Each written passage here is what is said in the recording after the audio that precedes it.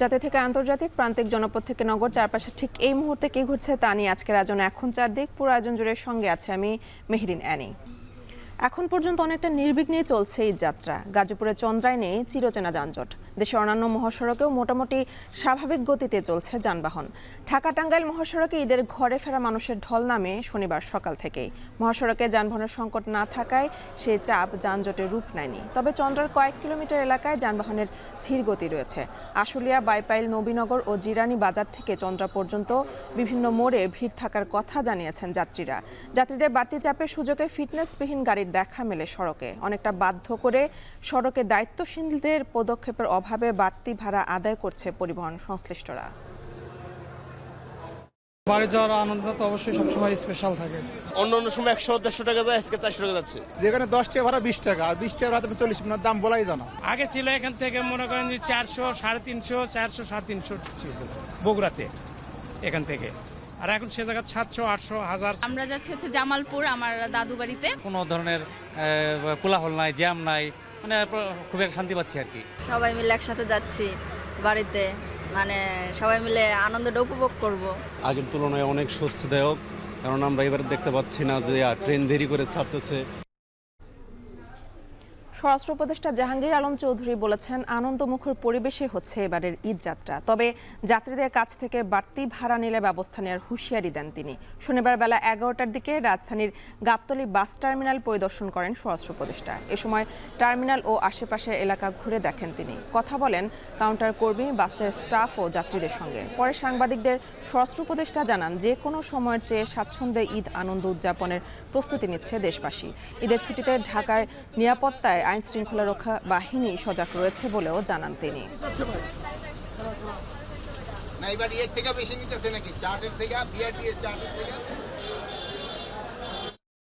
চার্টের থেকে যদি কোনো ভাড়া কেউ বেশি নেয়, এই ব্যাপারে আপনারা বিআরটিএ কর্তৃপক্ষকে অবশ্যই জানাবেন।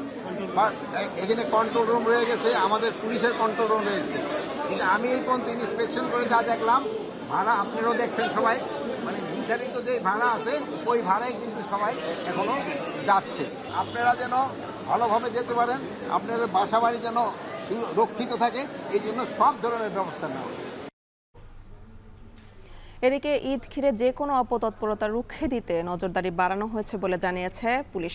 শনিবার সকালে এক ব্রিফিংয়ে ডিএমপির অতিরিক্ত কমিশনার রেজাউল করিম মল্লিক আরও বলেন, ঈদের ছুটিতে বিপণী বিতানগুলোর নিরাপত্তা জোরদারে মালিকপক্ষকেও আহ্বান জানানো হয়েছে।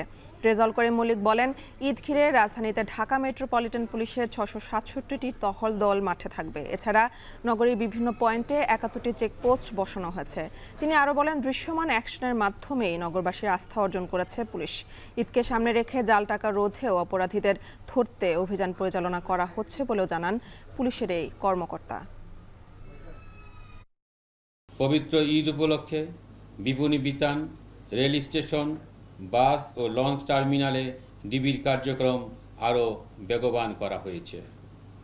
নির্বিঘ্ন ও নিরাপদ ঈদ যাত্রা নিশ্চিত করতে যে কোনো প্রয়োজনে ডিবি সর্বদা নগরবাসীর পাশে রয়েছে। নতুন বাংলাদেশ গড়তে সংস্কারের মাধ্যমে স্বচ্ছ ও গণতান্ত্রিক সরকার আনার চেষ্টা করছে সরকার। চীনের পিকিং বিশ্ববিদ্যালয়ের শিক্ষার্থীদের উদ্দেশ্যে দেয়া বক্তৃতায় এ কথা বলেন প্রধান উপদেষ্টা ডক্টর মোহাম্মদ ইউনূস। এ সময় অন্তর্ভুক্তিমূলক অর্থনৈতিক নীতিমালা বাস্তবায়নের কথাও জানান তিনি। শনিবার সকালে পৃথিবীর অন্যতম প্রাচীন বিদ্যাপীঠ পিকিং বিশ্ববিদ্যালয়ের সম্মাননা সূচক ডক্টরেট ডিগ্রি গ্রহণ করেন ডক্টর ইউনূস। এ সময় শিক্ষার্থীদের উদ্দেশ্যে ভাষণে তার 3-0 ধারণা তুলে ধরেন প্রধান উপদেষ্টা।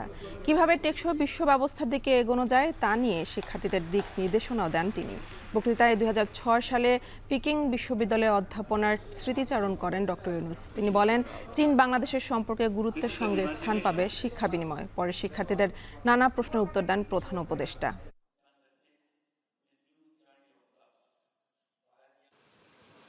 In a new Bangladesh which will be free from poverty, hunger, unemployment, and destitution.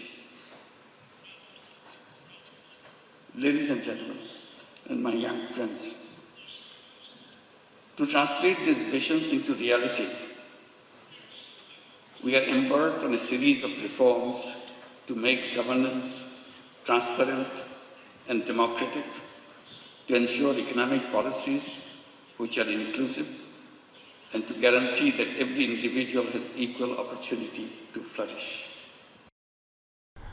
শেষ মুহূর্তের প্রস্তুতি চলছে জাতীয় ঈদগাহ মাঠে, তবে অন্যান্য বারের মতো এবার নিরাপত্তা নিয়ে বাড়াবাড়ি নেই। ঢাকার দক্ষিণ সিটির প্রশাসক জানান নিরাপত্তা নিয়ে কোনো শঙ্কা দেখছেন না তারা। শনিবার সকালে জাতীয় ঈদগাহ মাঠ পরিদর্শন করেন ধর্মসচিব ও ঢাকার দক্ষিণ সিটির প্রশাসক। তবে এবছর ঈদগাহ মাঠে চোখে পড়েনি ডগ স্কোয়াড, পুলিশ র্যাব কিংবা রাষ্ট্রীয় বাহিনীর বাড়তি নিরাপত্তা বলয়। এবার জাতীয় ঈদগাহে 121টি কাতারের মুসল্লি ধারণ ক্ষমতা 35,000 আর ভিআইপি সারিতে সক্ষমতা 250। এবার ঈদের প্রথম জামাত হবে সকাল 8:30টায়।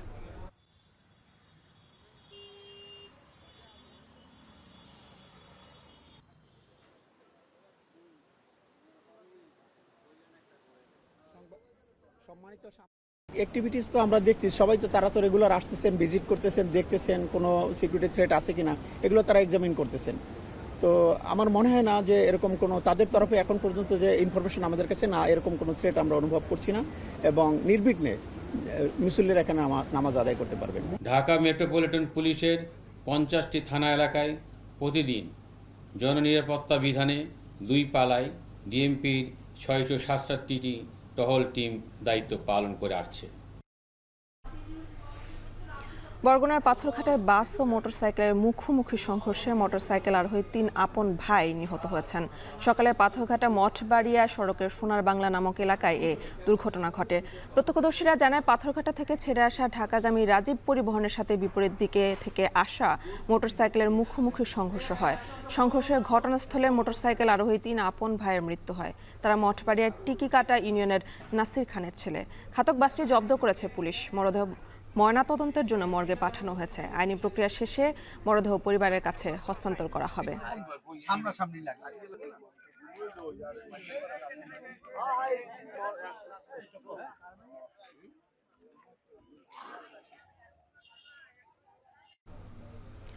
নাটোরে মিলল দ্বাদশ জাতীয় সংসদ নির্বাচনে বিপুল পরিমাণ ব্যালট পেপার। দুপুর 12:30টার দিকে জেলা প্রশাসনের পুরনো বাংলোর বাঁশঝাড়ের নিচে পুঁতে রাখা ব্যালট পেপারগুলো উদ্ধার করা হয়।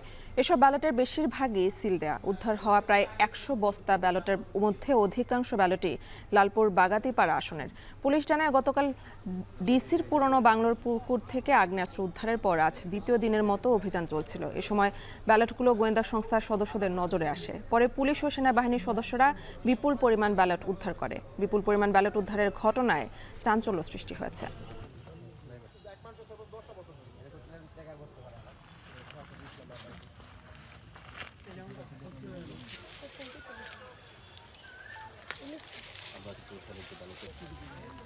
মিয়ানমারের শক্তিশালী ভূমিকম্পে নিহতের সংখ্যা 1000 ছাড়িয়েছে। আহত প্রায় 2000 মানুষ। মার্কিন ভূতাত্ত্বিক গবেষণা প্রতিষ্ঠান ইউএসজিএস এর আশঙ্কা দেশটিতে প্রাণহানির সংখ্যা 10,000 ছাড়াতে পারে। জাতিসংঘের ত্রাণ বিষয়ক সংস্থার প্রধান নিশ্চিত করেছেন আন্তর্জাতিক সম্প্রদায় ও অংশীজনদের সহায়তায় এই সংকট মোকাবেলা করা হবে। এদিকে মিয়ানমারের ভূমিকম্পে প্রতিবেশী দেশ থাইল্যান্ডের ব্যাংককে নির্মাণাধীন ভবন ধসের মৃতের সংখ্যা বেড়ে 10 জনে দাঁড়িয়েছে। আহত অন্তত 16 জন। শনিবার সকাল থেকে আবারও উদ্ধার অভিযান শুরু করা হয়েছে বলে জানায় ব্যাংকক মেট্রোপলিটন অ্যাডমিনিস্ট্রেশন। এখনও পর্যন্ত ভবনের নিচে শতাধিক শ্রমিক আটকে আছে বলে জানা গেছে।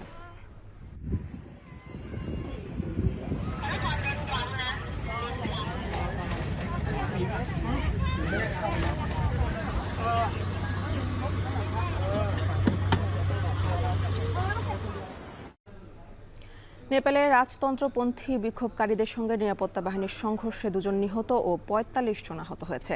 এমন পরিস্থিতিতে দেশটির রাজধানী কাঠমান্ডুর কিছু অংশে কারফিউ জারি করা হয়। মাঠে নামানো হয়েছে সেনাবাহিনীর সদস্যদেরও।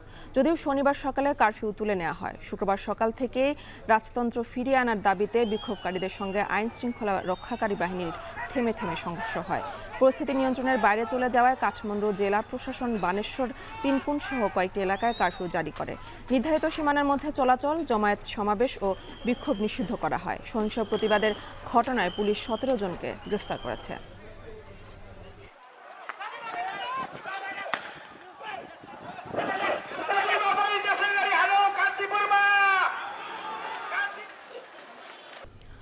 ওয়ানডে অভিষেকে দ্রুততম 50 রেকর্ড গড়লেন নিউজিল্যান্ডের মোহাম্মদ আব্বাস। নিউজিল্যান্ডের হয়ে মাত্র 24 বলে 50 করে এই রেকর্ড গড়েন আব্বাস। বাবা আজহার আব্বাস পাকিস্তানের হয়ে খেলেছিলেন প্রথম শ্রেণীর ক্রিকেট। গত ফেব্রুয়ারিতে লিস্টে ক্রিকেটে ওয়েলিংটনের হয়ে প্রথম সেঞ্চুরি করেন আব্বাস। ডাক পাওয়ার আগে লিস্টে ক্রিকেটে 35 করে রান করেছেন 454, উইকেট পেয়েছেন 5টি। প্রথম শ্রেণীর ক্রিকেট ম্যাচ খেলেছেন 21টি। 36.13 গড়ে 6টি 50 পাশাপাশি আছে 2টি সেঞ্চুরি। 30.41 গড়ে উইকেট নিয়েছেন 12টি। আব্বাসের আগে অভিষেকে দ্রুততম 50 রেকর্ড ছিল ভারতের ক্রোনাল পান্ডিয়া ও ওয়েস্ট ইন্ডিজের অলিক অ্যাথনেস।